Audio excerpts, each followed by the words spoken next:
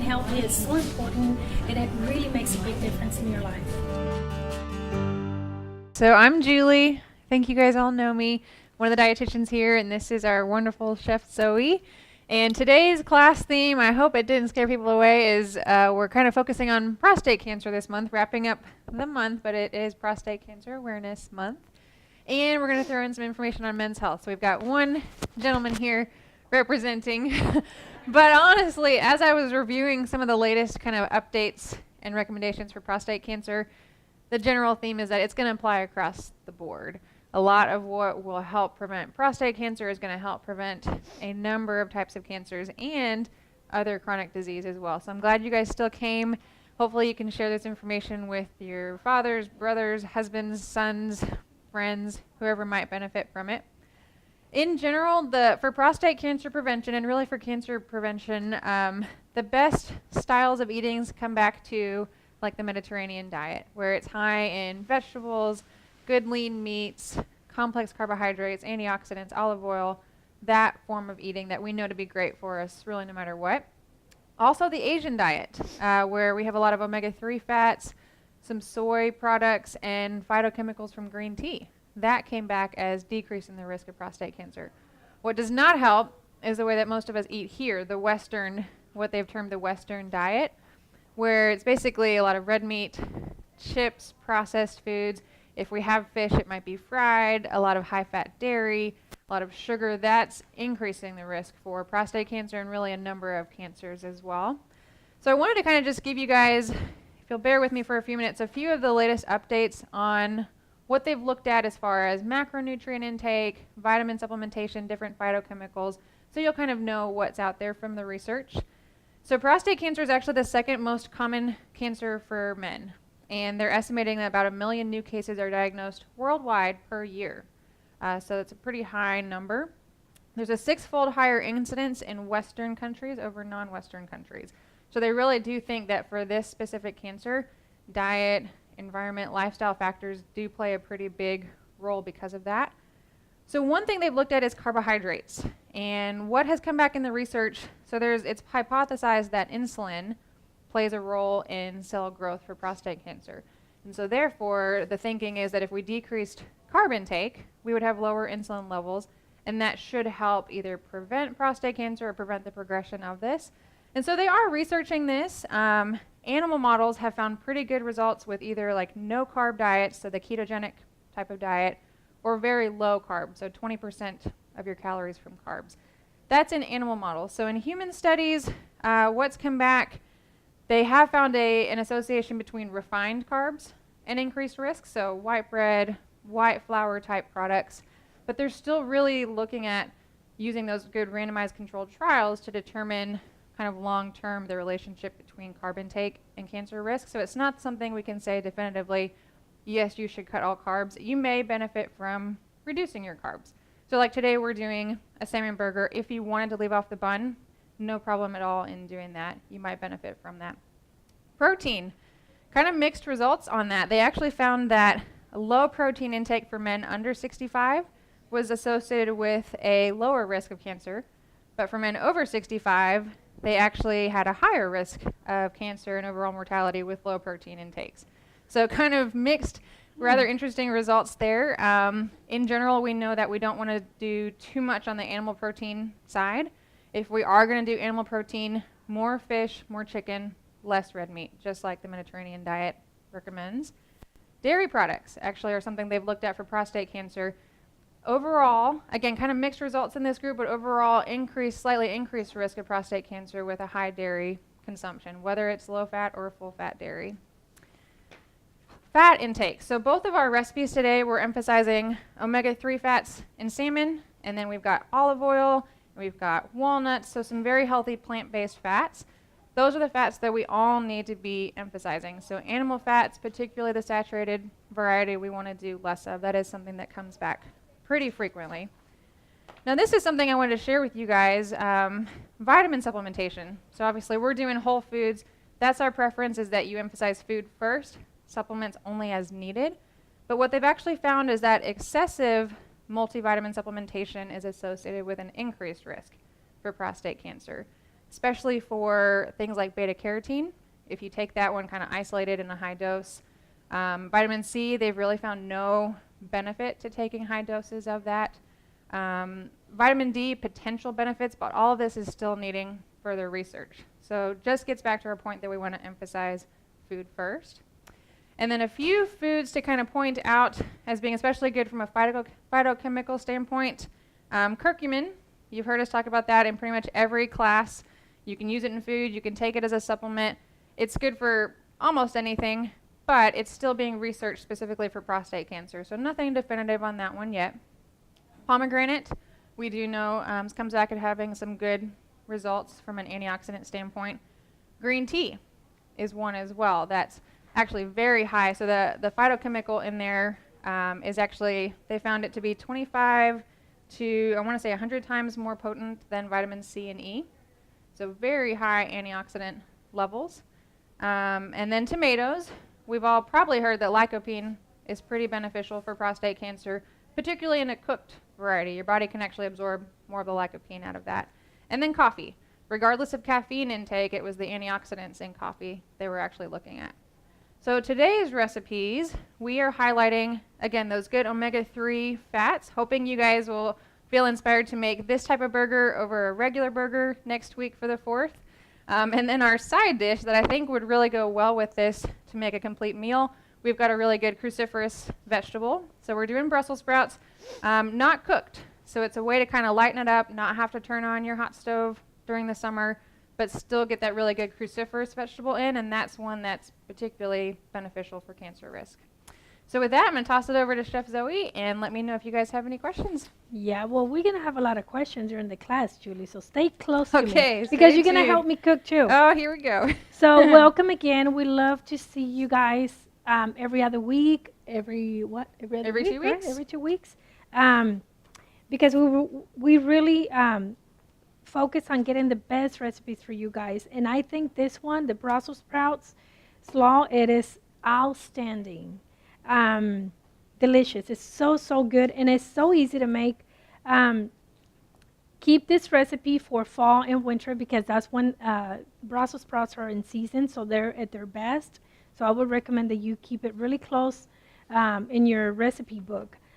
For the second recipe, the grilled salmon burgers with guacamole, it's actually a version of my mom's Mexican burgers. She actually makes her own patties, and she prepares them exactly like this, except that I'm using salmon. So that's they're really good and really popular. My mom used to sell them when we lived in Mexico when we were little, and she was the most popular lady because they were so delicious. But we're gonna do healthy version of this. So let's go ahead and get started. I'm excited about the Brussels sprouts because I cannot wait for you to try it. But also, I always talk about the importance of utilizing everything, if possible, right? So what I'm going to do, I'm going to cut this hard part, which is the little tail, right? Yeah. The stem. So first you want to cut it. And then you end up with this nice little, almost like leftover that you're going to trash. But I'm going to put them in a bowl because I'm going to tell you what I'm going to do with them later, which is it's a great idea. This is actually an excellent recipe for my husband and I that we need something crispy, but we need to stick with veggies instead of carbs. So this is a great idea. When you get hungry and you want something crispy, you get pretty creative in the kitchen, right? So the easiest way that I thought it would be to make it, if you have a small, it doesn't have to be a fancy fruit processor. All you need is a nice fruit processor, even in the blender.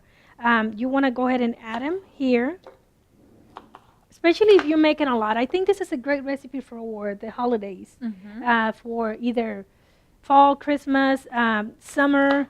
It's just an excellent recipe, and if you're going to make it for a lot of people, I would recommend to use the food processor for this. So let's go ahead and do this.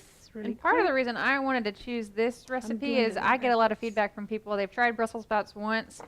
Probably it was like steamed and bland, and they just assume they do not like it, and they're not willing to try it again. So I always say try it in a different way. Yes. One of my favorite ways is roasting Brussels sprouts. But again, if it's 100 degrees outside and you don't want your oven at 400 degrees, this is just yet another way to try it. And so you might find that you really love it this way, but not so much steamed or roasted. And so everybody's tastes are a little bit My favorite is the roasted because you forget about them. You just put them at 400 degrees with a little bit of olive oil. That's it. You put a little bit of sea salt and whatever spices you want. You don't even have to put any spices, really. It is so delicious just with olive oil and salt. And I think that's, for me, because it doesn't give this house this strong smell. So if you put them in the oven, I think 400 degrees, 8 minutes, they're ready. You don't want to overcook them. The more you cook the Brussels sprouts, you're going to get a really nice sweet flavor from them. So, and they're not cabbage. They're just not baby cabbage. They look like baby cabbage. They look but like they're baby not. cabbage. They are in the same family. So that Yes. cruciferous family, the cabbage, Brussels sprouts, broccoli, cauliflower, kale, arugula, those are all some of the best cancer fighters that we have, really for any cancer. But for prostate cancer, Yes. that's a group that they do single out. And also the allium family, so onions, shallots, garlic, those foods with more of the sulfur compounds in there are especially beneficial. And when I was making this recipe, I know it takes a little bit, so I would recommend you can even cut them, but don't put them in the food processor until the moment you're going to make it because it's going to get really brown. The moment the blaze touch the Brussels sprouts, it's going to kind of like, it's going to give it that brown color. So go ahead and just maybe cut the stems and have them ready. And then the same day, just go ahead and prepare it for everybody to enjoy. So let me go ahead and start with this right here. We're going to make a really nice dressing for this, right? And the dressing is Dijon mustard, of course, one of my favorite mustards. Dijon mustard, olive oil, all these ingredients is ingredients that you already have at home. And I know that all of you usually have walnuts or some type of nut at home, some cranberries, salt and pepper. And if you don't have Dijon mustard, you can absolutely do regular mustard. No problem. Because we're adding some honey, so that's going to kind of like give it a really good balance anyways. And get creative with what you have on hand. We always emphasize that here. Don't feel like you have to run out to get walnuts. They are particularly good from an omega-3 standpoint, but if you have almonds or pecans and you want to throw those in, great. If you don't have dried cranberries, you could do some dried cherries. So get kind of creative with what you have on hand. You might find a different version that you like better. I'm having fun over here cutting this little baby ones. I know. They're really not too bad to cut. You just have to do one at a time, so it's not something you can just, quick Yeah, go this is through, a good but- therapy. If you're looking for a good cooking therapy recipe, I think this will be one of them. And you kind of like make a list in your mind of things you have to do. Kind of like what I did yesterday. I cooked as soon as I got home from work, from cooking actually. I stopped at the store and got a bunch of veggies and started making some recipes for lunch and for dinner. So you're kind of thinking, what am I going to do? How am I going to do this? So it's a good therapy, yeah. So let me go ahead and put this in the food processor and get it nice and ready so I can show you kind of like the texture that I did. So,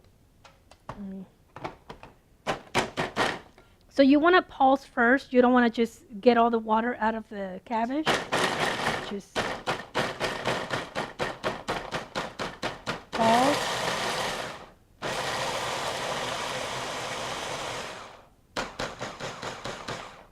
And I think this is a great texture. I really like this texture. Let me go ahead When and... I've made something like this, Yes. I've done it through like my food processor with the slicing option, and so it leaves the like bigger pieces. Nice, But yeah, I yeah. think you could do either depending on what kind of consistency you're looking for. Absolutely. It is totally optional.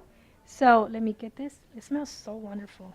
It does. It smells fresh. It smells so fresh, yes. It really reminds me of some kind of little apples that we used to... my aunt had a tree of apples, but they're like long and little bitty ones in Mexico. Can y'all So see this kind of good. consistency? So it's pretty finely cut up, chopped up. Yeah, it looks nice, right? So for this, we add in the dry ingredients, followed by this, cranberries. We're going to leave some for the presentation. and making a mess over here with the pepper. Oh no. I'm going to put this aside because I'm going to put some walnuts. If you want, what I did, I put the walnuts, after I did the Brussels sprouts, I put the walnuts and I put them in the food processor to save some time. But if you, that's only if you want them like a little smaller. I don't like roasting my walnuts or almonds. It's just kind of like a choice. I think it takes away the real meaning of the flavor of the walnuts, but a lot of people like it because you get a really intense flavor of the pecans or whatever you put in the oven. But for me, Well, it is one extra step too. Yes. That you're having to do, and I know you Yes. have to be very careful. I've burnt some almonds and had to toss those and start all Oh, over, and that man. was kind of a bummer. So it does not take long You to have to- toast them. yeah, even in the saute pan, you can saute them really quickly. Mhm. But if you want to save another step, like you were saying, maybe you don't want to do that. Mhm. Okay, so this is what I'm going to do, Julie. You are going to make the dressing Okay. just because I'm going to cut the apples. Okay.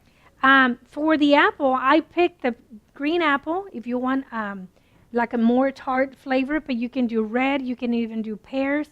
I was even thinking when I was making this, peaches are in season right now. So peach will be a great option for this, or even a combination of both. So I'm going to give you a bowl, Okay. and I'm going to give you this ingredients. Okay. So help yourself Great. and have fun. Okay. So I'm going to go ahead and, this is for the garlic, so I'm going to Okay. leave the garlic here. Which spoons can I use, like these? Yeah, spoons? Okay. absolutely. The little ones, I put the little ones Cool. here for you. And then you have the whisk here. Okay. Perfect. So I'm going to cut the apple. So the way I want to cut the apple, how fun, huh? Mm, Lemon this juice is- goes in there. I'm going to help you with the lemon Which one is juice. this? Oh, this is my vinegar oil. Yep, that is all yours. This cannot be that hard. I can't mess this up. So the way I like cutting my apple for something like this, because I'm going to julienne the apple. I cut this end. I just go around it like this. And of course, you can always save them so you can eat them while you cook, right? Or you can just chop them and put them at the end. But I like starting like this. So just like that. If you ever wonder how I julienne my apples, this is the way I do it. I think it's kind of like a fun way to do it. So I put this over here. And I don't want them too long, so I cut them into halves. And then what I do, I just julienne them really, really, really thin. And we're going to add them. And I do the apple almost at the end because I don't want them to get brown, right? Julie, you're doing excellent. Thank you. What else are we? I think we need a little more honey. More honey. Okay. Yes. Teamwork is what we're doing right now. Oh, that smells so good. And I think you want to put the whole Put all mustard. that? Yeah. All right. We want a really nice, thick dressing. Okay. There you go. So more apples. What other thing do you think that you would add to this? You can do a combination of apples, right? But peaches will be a great option, right? Because they're in season. So think about anything that is right now is available to you at the stores, and they're not really expensive, but they're at their best because they're sweeter, they're much better, right? So let me move my apples. And we were thinking about something refreshing or like an herb that we can add. I'm going to go ahead and add a little bit of pepper. I don't think that's in the recipe, but you can definitely do pepper. And that looks really good. That looks really, really nice. So mix it as much as possible. The more you mix it, the thicker it's going to get. So is that challenging? No, that's probably the easiest part here. Just dump Good. and mix. So I decided to do cilantro. But you can absolutely do cilantro or basil or parsley, or a combination of cilantro and parsley will be a great option. But we're just going to do a little bit of cilantro. because that's what I did with this recipe. I want you to try it with the cilantro, and it is outstanding. It is so, so good.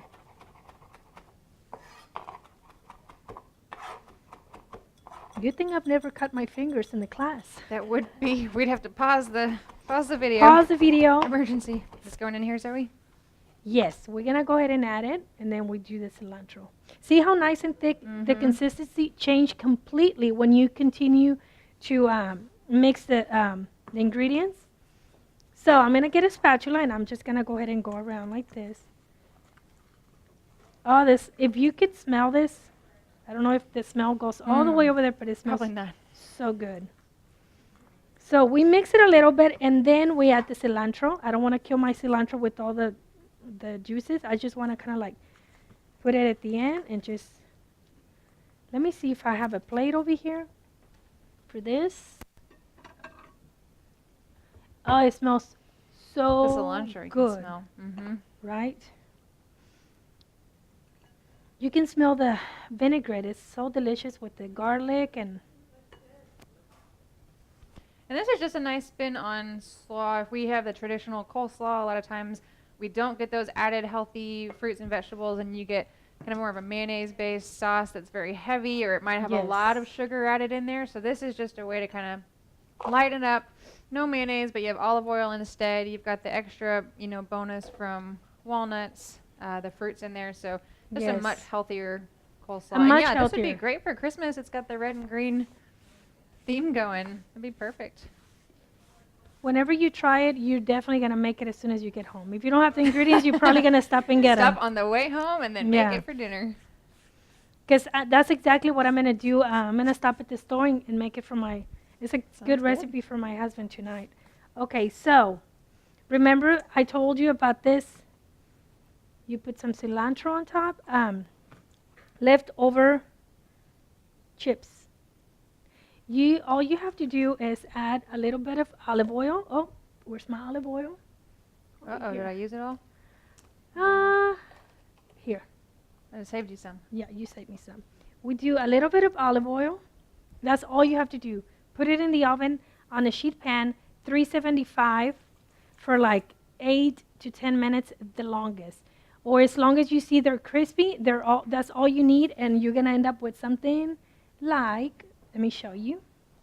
Because I saved some for all of you so you can try them. Mm-hmm. So you end up with something like this. Kind of like kale chips, except it's Brussels sprout chips. And you can make this for like the burger that you're gonna eat, or you can put some on top like this. Make it nice and crispy. And then people know this is Brussels sprout slaw. So this is really good. You want to try one? Sure. So we don't want to waste anything, right? We want to go ahead and make sure that we utilize everything. Imagine all this going just to the trash when you can enjoy this with olive oil, and then you put sea salt. Don't put the salt when you put them in the oven. Make sure that you put the salt right away as soon as it's hot and you bring them out of the oven, so you will not create any moisture, and then it's going to take longer, and you're not going to have crispy results. So make sure that you do the salt at the end. So this is amazing. This is healthy. This is so good for you. And it's actually the greener part of the Brussels sprouts. So you want to keep it, and if you don't want to make it in the moment, put them in a Ziploc bag, put them in the fridge, and then make them the next day or just whenever you can. But I think this is a great option. And the other little piece of apple that we cut in the beginning, just cut some and maybe just dice it. And you just put it on top of the, right? We don't want to waste anything. You want to eat this? Sure. Or not. So, how amazing is this recipe? Super easy to make. And also remember that we've been coming to this class for so long, so we know that if I don't have walnuts, I can do almonds. I can do a combination. For the cranberries, you can do raisins. You can do apricots. You can do mango. Whatever the dry fruit that you have available, I think that's going to work regardless, because it's just you adding a little bit of sweetness in there. So is there anything you want to say about this recipe, or do you want to go to the next No, one? I say we head on to the next one. Let's go to the next one. If you want to just touch base a little bit about what we're going to make, I'm going to go ahead and clean this and be ready with this one. Okay. So we've got the grilled salmon burgers with the guacamole. Again, emphasizing salmon. We've talked about this, but as much as you can do wild caught, that's going to get you actually more omega-3s, more vitamin D from a good food source. Fish, much more preferable over the beef. So that's why we're emphasizing this as kind of a burger alternative. Not that you can't have red meat. That's kind of an ongoing debate on how much is okay. Depends on where you read. Some will say, 3 or 4 servings a week. Some will say 1 to 2. Some will say as few as 1 to 2 times per month. And that's kind of more what a traditional Mediterranean diet would look like. If you want to do beef, you're not a salmon person, trying to do the grass-fed organic option, you actually do get more omega-3s from a grass-fed beef than you do conventional. So it's a way to have that beef, but feel a little bit better about the nutrition that you're getting. But here we are doing the salmon. I think a lot of people are intimidated with cooking salmon. That's something that I hear a lot, like, oh, I don't want to, we know it can be more pricey, so you don't want to get it and then mess it up and then have to toss it. So I think, obviously Zoe makes all of this look easy, but I think this would be kind of a easier, maybe a little more foolproof way of making the salmon, feeling like you're getting to eat a burger. And I know anytime I've had a salmon burger in the past, it has been delicious, just something different, something a little bit lighter than the traditional red meat burger. So let's get started. Yeah, let's get started. So I have my fish here. And one of the things that I always do with my fish, especially tilapia or salmon, I always take this brown part because I want everything to look even and nice and beautiful. I'm all about presentation. So what I do, I just cut it with my knife, just like this. Well, if we're talking omega-3s, it does not compare. It's not one of those fatty fish that you're going to actually get that benefit from. Protein, same content. I think that controversy comes down to the fact that it is typically farm-raised. Farm-raised fish we know can have extra antibiotics, extra chemicals added in the raising process. So it's, from a nutrition standpoint, it wouldn't be at the top of my list. And then, those concerns about the farm-raised aspect, I usually would steer people more towards salmon.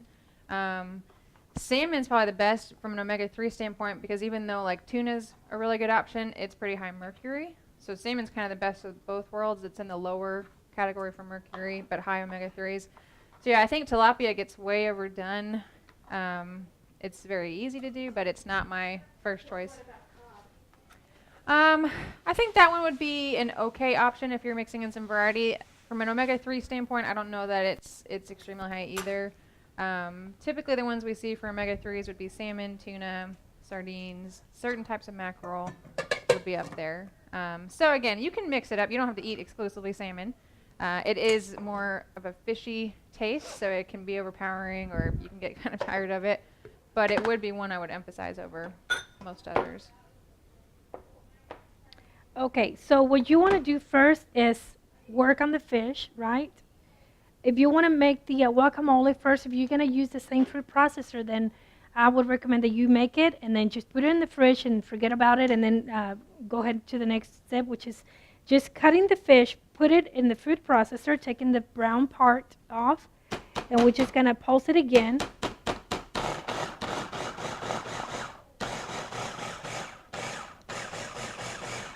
I think this is perfect.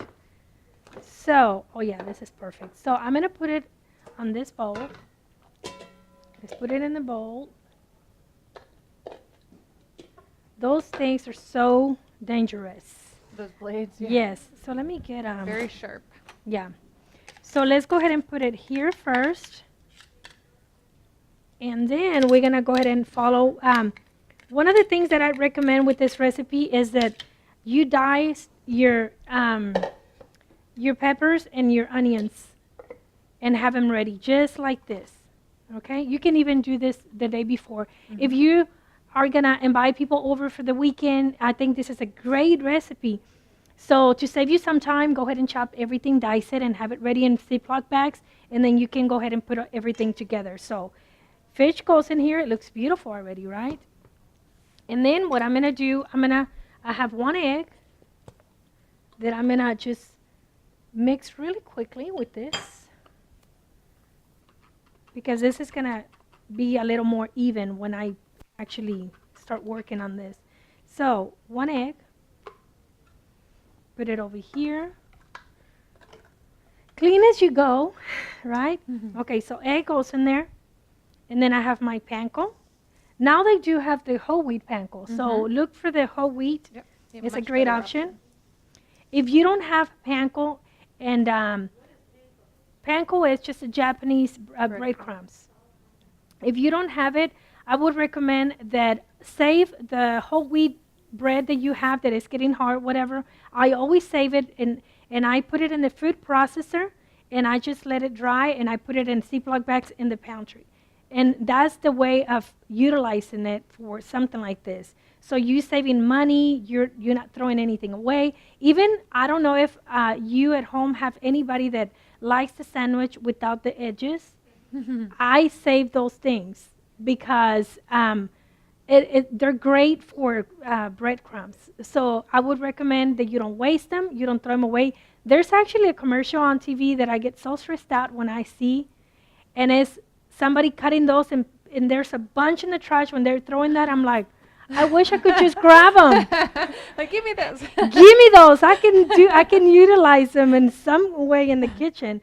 So that's a good way of keeping breadcrumbs available in your pantry without buying some. They're processed and all that stuff. You make them at your house, and you can actually add dry spices like oregano, like Italian seasoning. You can make it whatever flavor you want. But if you want them plain, just go ahead and put them in the food processor and keep them.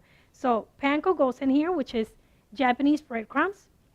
And they're really popular because they're really crispy. That's why a lot of people chooses to have this instead of the breadcrumbs.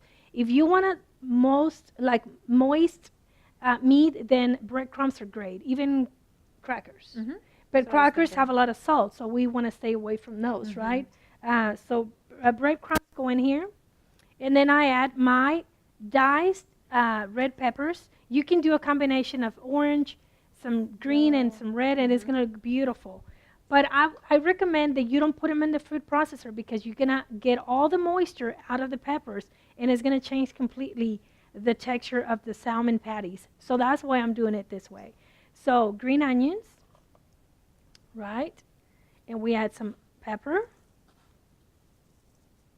We add some Himalayan salt.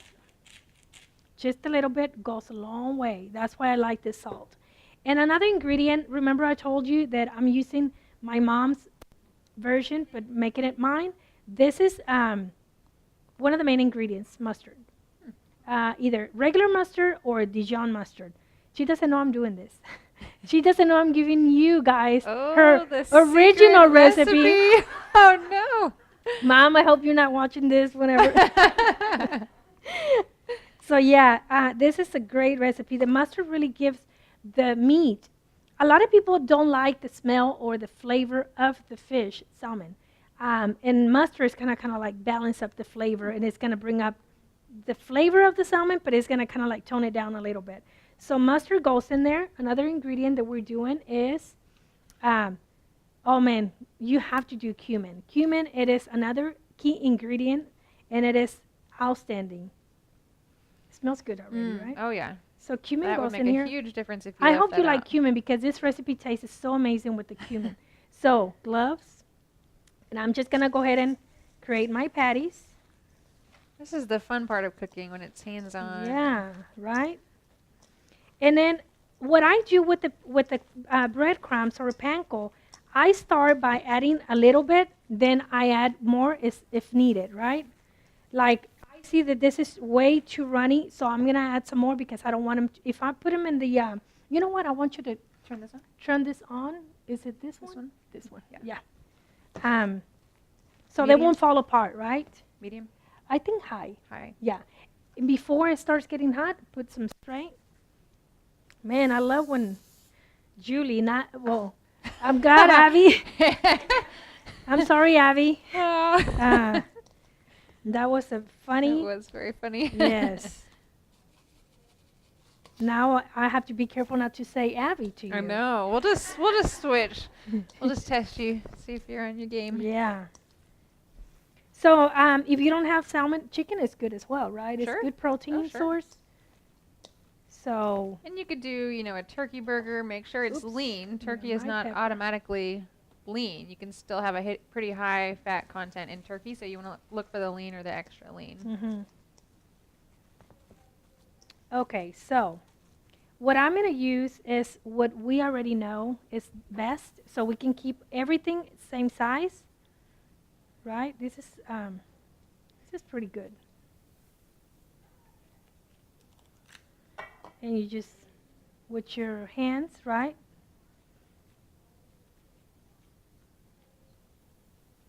One thing that I would recommend, if you want to make them the day before, so you can just cook them the day of the party or the celebration, put them in a sheet pan with spray it, and then put paper, parchment paper, and cover it with plastic and have them ready. You can freeze them. This is a great recipe for freezing. We make some when my mom makes her recipe. You can freeze this after 3 months. And if you're craving something, just the way you handle the ingredients are really important. If you're gonna freeze them, and that's your objective, make it and freeze it right away. Don't leave it out and then freeze it later, because especially with fish, you have to be really careful. So I recommend that you. Is this on? On high. Is it not? Yeah. Let me go ahead and put it's this one getting here. there more. Okay, it's getting there. So the ingredients that we add in here, I'm going to give you another ideas of ingredients that you can utilize. You can either leave it plain, just like that, and add garlic, cumin, and mustard, or you can do zucchini, yellow squash, even spinach, really nice minced spinach. You name it. You can add any type of veggies that you like. I would not recommend eggplant just because it has a lot of moisture and a lot of water, so it's gonna. If you do the zucchini or the yellow squash, make sure that you do not cut it with the seeds. So just use it the sides, the hard, firm part of the. Yeah, it's good. Oh, it's getting there. Looking good. Looking really good. Okay. Wow. Now we're cooking, right? Another ingredient that is good, because we always mention is high in antioxidants, will be either fresh serranos, or if you like it spicy, you can do serranos or jalapenos. Sure. You like Absolutely. spicy. Oh, no. I A little like bit. spicy, but Not a lot. spicy doesn't like me. It burns my mouth is not used to it. Me and you both. Yes. I So I'm keep going to put trying. this aside. So at this point, we just let them dance a little bit, get nice and friendly in the pan, and then we're going to flip them, and we want to cook them like 4 minutes each side, about 4 minutes or so, right? So you want to make sure that if you don't want to go to the grill, you can absolutely do this. It is a good investment to have one of those grill pans, because you get the really nice marks without being in the sun outside, right? When it's too hot. And you still have the feel of eating something in the grill. But if not, I would recommend that you can just put them on the saute pan and you can cook them like that.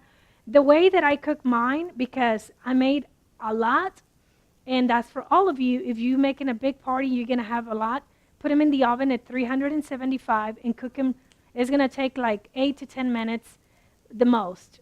So make sure that the temperature inside with the thermometer reaches 145. And I think that's going to be cooked. I would say like start with 8 to 10, and if you need to leave it longer, then leave it 2 more minutes. But I always start low because I don't want to, I really don't want to overcook it. Sure. Or I don't want to leave it raw. So let's flip it.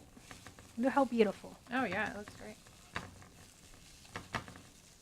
So in the oven, I feel that here you have to be flipping them. If you're making burgers for like 10 people or 15 people, I would definitely recommend that you put them in the oven. Because you don't want to be flipping burgers the whole time, right? Especially when you are having people over, you kind of like want to get ready. You want to get your house ready. Then go ahead and put it in the oven, and that's going to minimize the stress of flipping burgers, right? Sure. So this is looking really nice. I'm going to get this cleaned up while you maybe talk about some of the good benefits of the ingredients that we utilize, because we're making a really nice guacamole, right? So the guacamole, obviously the key ingredient is the avocado. So one of those really good plant-based fats. I still have people telling me that they're limiting how much avocado they're eating because it's so high calorie, and I could care less about the calories. It is high fat, but it's all extremely healthy monounsaturated fats. It's actually high fiber. I want to say this guy probably has upwards of 12 grams of fiber. Surprisingly high. We assume that it's mostly fat, but a very good amount of fiber and a lot of potassium. Most Americans fall well short of their potassium. We need about 3,500 milligrams per day. Most of us are not getting anywhere close to that. So this has quite a bit more than a banana. I want to say this guy probably has 900 or more milligrams. So a good chunk of what you need for the whole day. So it's not something you need to be limiting. It's very filling, very good for you, much healthier than if you were to load this burger up with mayonnaise or anything like that. So it's definitely a very good healthy fat to keep in your diet if you can. I know Zoe's probably going to talk about this. The hardest part of making guacamole is finding the right avocado. So this one, as I'm just kind of pushing on it, you can feel it's got just a little bit of give. It's not too soft. It doesn't have like those mushy parts where you can just, it pushes right in. That would be too much, and it's probably going to be brown on the inside, but it's got just enough where no problem in mashing it or blending it or cutting into it. I know kind of a tip for me. I don't know if this is backed by the chef or not. I've heard that you should store avocados on the counter. And I store them in the refrigerator and have a lot more luck with that. It seems to keep them from going brown. They take a little bit longer to kind of get soft, but they won't end up with those brown spots in there when you cut into them. So I think it helps kind of preserve it a little bit longer, especially if you buy like a bag of them and you're not going to eat them up fast enough. So I don't know if you... I actually put them in the fridge. Perfect. When I want to keep them for like other stuff, like if I want to dice them instead of guacamole, but if they're nice and firm, if you really want guacamole, then leave them out. Yeah, if you want it to soften. That's just kind of like what's going to make the avocado work for you, whether if it's guacamole or, Are these looking nice already? Yeah. So what I'm going to do, let me go ahead and cut a little bit of this one. It's looking good. I love gas stoves. If you know what I mean. Very easy. Yes. Okay, so guacamole. We're going to cut it. And remember, they have to be soft. But if you're going to, when you use the fork, but if you're going to use the food processor, it's okay to be a little firm on the firm side. So don't, because the blades are going to be pretty intense, so they're gonna help. So let me just bring all of my ingredients, an optional ingredient here, and then we have some cilantro that I saved over here. Of course, you're already gonna taste what I made. So I get a spoon. This is much easier, right? Oh yeah. Let me put it over here. So. And for any of you that were here when Zoe made, when you made this, was it the sweet potato? Which one did we make with the avocado cream? And she had thrown it in the blender, and it was so smooth and creamy. Oh my gosh! Which one was it? Was it last class? I think it was the very last class. Okay. And you said there was nothing special about it, but it had just gone in the blender. It tasted heavenly. It was so good. Yeah, and you save some time with doing it like this. So avocado. Of course, lemon juice. And choice, garlic is totally optional, but garlic is so good for you, isn't it? It's extremely good for you. Very high in antioxidants. I mentioned that for prostate cancer, that allium family is very beneficial, but for heart health as well. So we always want to be thinking big picture. Men are at a higher risk for heart disease and heart attack. So garlic we know is actually very good for our heart health as well. Just very high in antioxidants. So yeah, I throw it in wherever I can. So yeah, I think we're going to do one garlic. You can absolutely, another thing that I was going to tell you sometimes, what I do, it's almost like a hummus. If you want to change the consistency a little bit and make it runnier, but really delicious. Use a good extra virgin olive oil and add a little bit of extra virgin olive oil. When I don't when I add any like with the stuff that I'm eating right now, of course, I can do a little bit of extra virgin olive oil as long as it's organic, but I cannot do sour cream, yogurt, or none of that creamy stuff. So olive oil is going to give me the consistency that I want. It's not going to be really hard, but it's going to be really nice and creamy and soft, right? Silky. So let's go ahead and get this baby ready for all of us because the burgers are almost ready.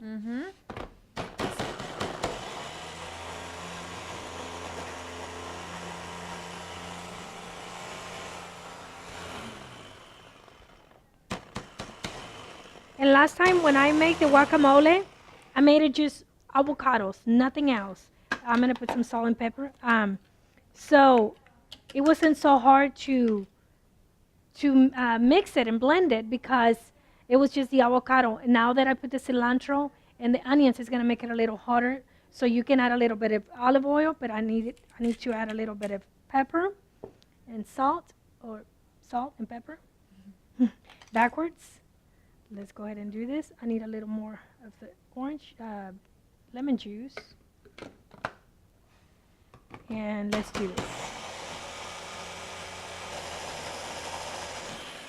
When you make a little bit, it takes longer just because all the ingredients jump to the surface. Yeah. They're like, I'm going up. Getting away from that blade. I'm not staying here. So this is it smells so good. If you put olive oil, it's going to be even better. We didn't add any jalapenos because Julie doesn't like spicy For me? stuff. No, I do like spicy. I just can't. Because It's too hot. I don't like hot stuff. No. No, I think like it's spicy. It's just so hard to tell with these guys. Sometimes I'll get one and it's not spicy at all. You're like, did I put some in there? And then sometimes even half of one of these and it will be almost too much. So I just never know. You just don't want to get hot. No. I'd like to taste my food. Me too. See how nice and creamy this is? I mean, guacamole, you can just put it in the blender with one garlic, a little bit of cilantro, and there you go. This is a nice spread for a sandwich, for a burger. So you don't have to add this heavy stuff that is not good for you, like mayonnaise and all that. So let's go ahead and get our burger ready. Let's move all this stuff. And by the way, I have some feta cheese, and that is totally optional for your slaw. But I feel that if you want to keep a salad really refreshing and raw, I think that's the way you want it. But totally optional. You can absolutely do that. And I have my nice little rustic plate over here. I like that. By the way, you can do arugula or you can do a mix of greens to add some more benefits to the burger. Arugula would be great. If you haven't tried it, it's got just a distinctive flavor to it that I feel like would go really well with this. Yes. And so the way I make my burgers, I use the same pan where I had my patties, and I just get them nice and hot. I don't like putting this on the microwave because your bread is going to change completely, right? So nice and hot. It's already getting, let's put the other one. Great. So let's go ahead and start our burger. So we're going to do guacamole. And what I do, I want to do my greens right next to the guacamole so they can stick on the guacamole, right? Don't you hate it when you bite a burger and the lettuce and everything comes out? So this is a way of keeping it all in place, right? Let's go ahead and get this nice little burger. Nice. Of course, you can do tomatoes. You can do whatever toppings, red onions. But since the patty has some green onions and peppers, I think we can keep it simple, and it's going to be pretty good. I'm hungry. I know, that looks good. Too bad I cannot taste it, but yeah, I can. So there you go. This is your amazing burger. And remember, the Brussels sprouts, if you want some chips, but you don't want to eat chips, you can have some Brussels sprouts chips, right? Or the coleslaw can go inside, and it is going to be amazing as well. Are you ready? Yeah, it looks good. Okay, so this, we can just go ahead and serve it like this because you want, I think this is a great combination if you make this too, right? Everybody agrees with me because this, and it smells so wonderful. Smells good. It looks good. It'll be good for you. It'll taste good. I mean, it's all around. Yes, we don't need to sell this recipe to you. You know it's I know. delicious. So there you go. That's your amazing burger, and we're going to try it right now.